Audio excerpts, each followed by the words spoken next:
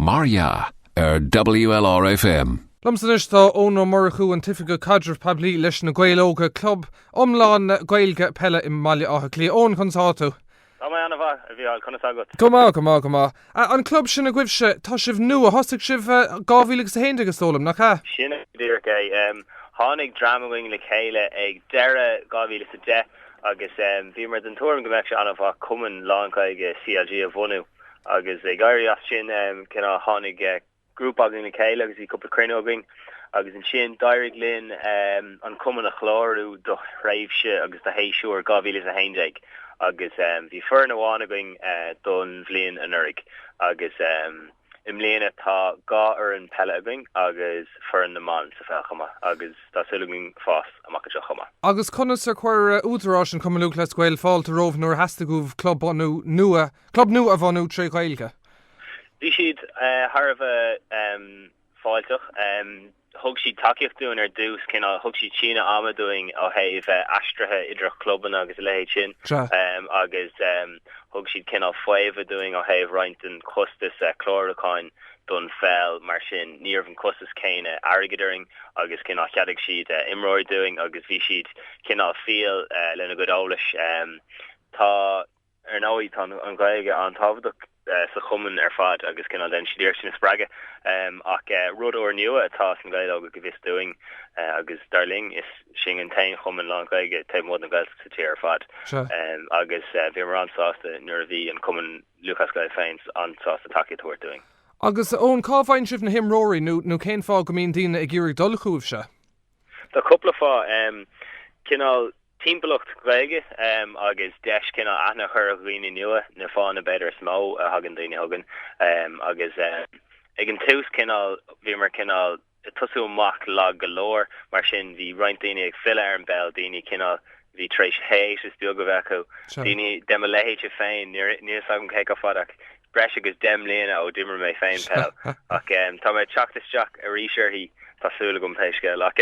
is daoine cinál a bhí tréis an fell ligan le srá le couple blian na mar sin agus daoine cinál bhí tréis freastal ar Gaelscoileann ó daoine gur spéisiú Ghaeilge daoine as na Gaeltachta dí éagsúla agus cinál daoine gur bhála ó cinál bheith mar chuid an cumann féin so tá meascán mór daoine a going. Agus an bhfuil mar an de bhaintre na Gaeltachta ag mar le bhón? Tá den ghfuil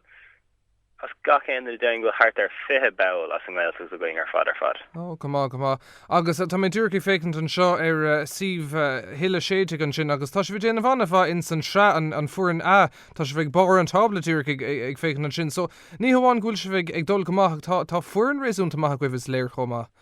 Tá breéis féú anna chuid tá treinálathe dígur secha a going tá Marcus ó léanachán dar treinálam léana agus bhí an urig agus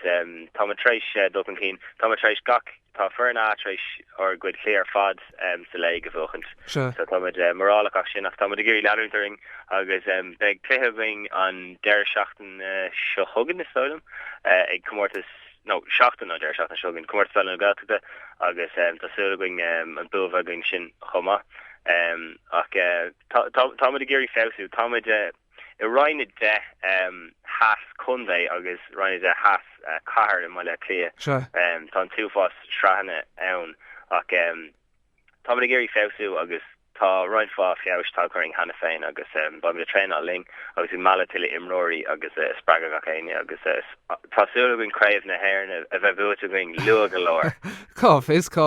agus ón chun dína nua bheile seach chunas mar bhín na himachtaí las mód den pelle mín an bhfuil sibh aonanta go má mar cháirde is ag an buinte seo.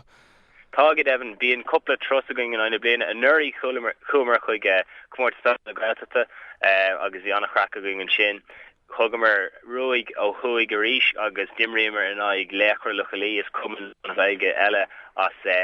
bell ferste atá tú sin agus chugar cuairtarthú sin agus tá sé gceiste going turas mistéir a bheith going lua galóir agus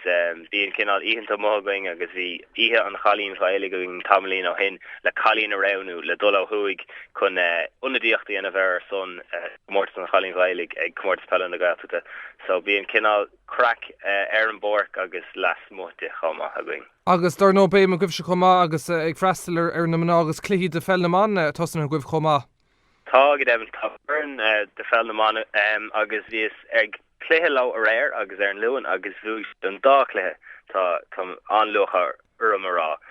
So tá si sinna féú go mór seo an Phoiblí an doing an na man a bheith agus tá si treéis féú annach chuid agus tá si de teachta seach ar a gceart ach tá de géirí tiile imróí me ná ach a háthe mar seo an Phoiblí an doing a bheith i chur ar na man compór go mar sin tá gála cinál aine go meispéisi acu ceú heh treáil nó immert nó cinál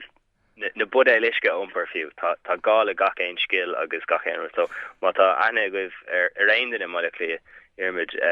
urh cinál dul deangáil lá nó teachtóganine agus curfar fáilte fíor chuoin rih gach éine. Agus ón thoisibh go maithhéh na margaíochtta dheocha má bhí mé fécintar an si idirlín há siomh den chéad scothgubh agrathe freisin. Gur míle agat sin obair bhraundaní hé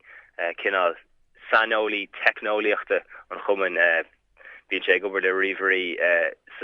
ina lá ibre agus bhín sé denmh na riverí doing so bí me de géir daine chuna ar an álas agus tá gachéin cinál rud a going tá siomh a going ag naGaeilOga.caí tá siomh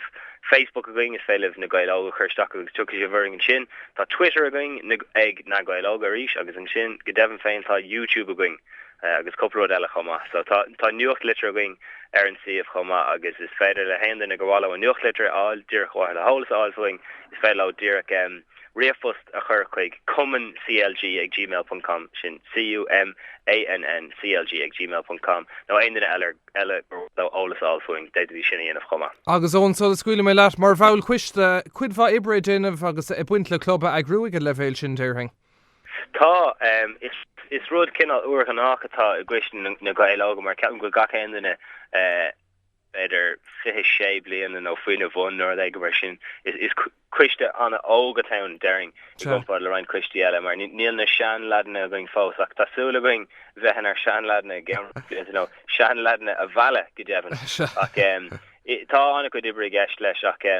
tá runúni sé á fáil an sco going tá dahi de butléir an Diagur such agus tá cairlach nu a going ruúán ó finné agus tá tar fada denna sco na hibre agus ag chuinál gachéanú gimocht ach mar derm tá anachá agus